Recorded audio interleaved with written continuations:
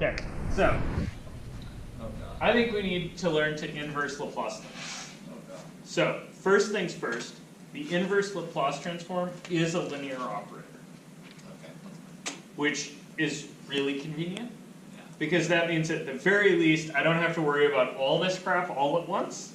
I can split into, I need to inverse Laplace transform 7 over s plus 3. And inverse Laplace transform minus 8 over s squared plus 9.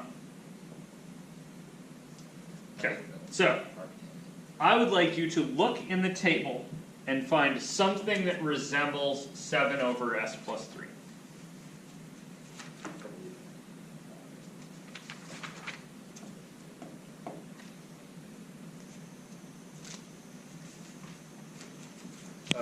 So first question, are n numbers and s's?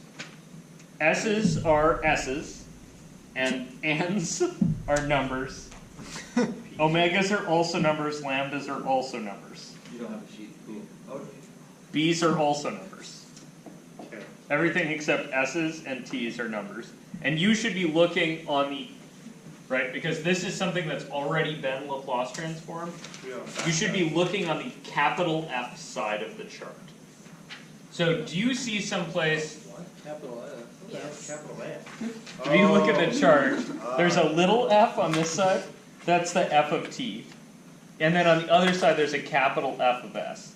So this is something that already lives in Laplace land, right? So you've already gone to s's here. You're trying to back out of that, so you should be looking at the right-hand side of the chart, looking for something on the. So an A is a number? Could this be So I think if you look down this chart, you see a. E to the AT. Yeah. You're like, yeah, e to the at maybe. No, Eat it. no, wait, why? So e to the at, right, turns into. Why not cosine? What? You mean Why not wash? cosine? Yeah. You mean sin? Because you don't have a It's not You just s. have a square. number up You don't there. have an s on the top. So you can't say that at like S is So- you can't say that that's W or I guess sine. Okay, so if you're looking at sine, Is that okay? right? So let me look at this one, Okay. and then I'll look at sine. So on the e to the at, that goes to 1 over s minus a. Right.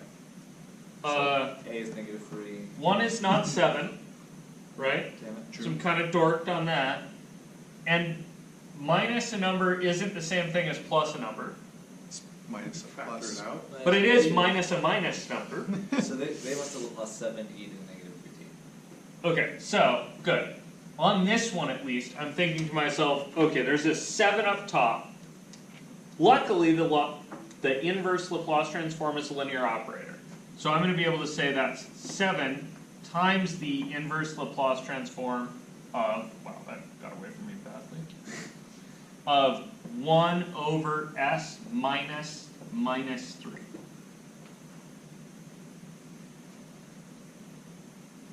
Is with me on that? Why do we have to draw a fancy L for applause? Because normal. I want to know, like, Because why couldn't someone just be like, yeah, Gotta look L? cool. Because it looks cool? They'll look cool doing it. Dude, come on.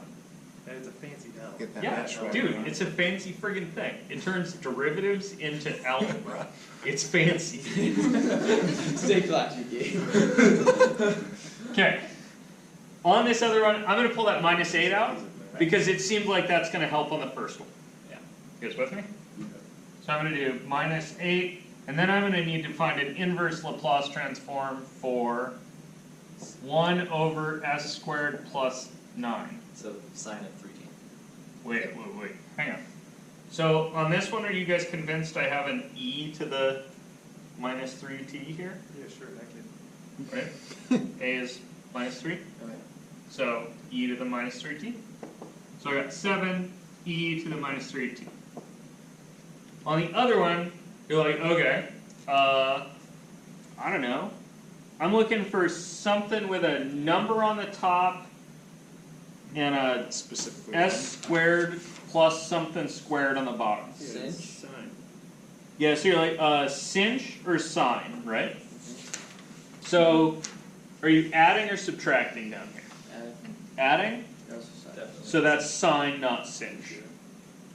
Right? So on this one I'm thinking to myself, sine of omega t turned into, what, it's omega over s squared plus w squared?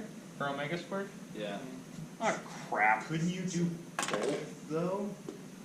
Wait, what? That's 3 squared. Couldn't you do either? Yeah, so you're like, okay, so 9 is 3 squared, right? Yes. So omega has to be. So omega damn well better be 3. Right. But you need one on top, right? So you do the trick that I love that you all tweak out about. Right? It's a linear operator, so you multiply by 3 over 3, you factor the third out, you leave the 3 in there. I feel like these are steps. Not one step. Oh, that's not pretty quick. And so here you have a minus 8/3 Sine of 3t. sine of 3t. Joe, couldn't you do what you did with Which e is to the what? e to the at though? Like I don't know if it'd be helpful in any sort of case to pick between sine or sinh. Because it'd be negative Oh. 3 squared. But it's squared, so you. But it's not minus negative 3 squared, right? Because negative 3 It's positive. negative 3 squared is positive 9. Okay. You could, and I'm gonna do this just to tweak your brain. Hey boy. Oh. Off the record. So you could think about this, and so you have 1 over s squared plus 9 squared. Oh, now I'll throw the 3 on. 9 squared?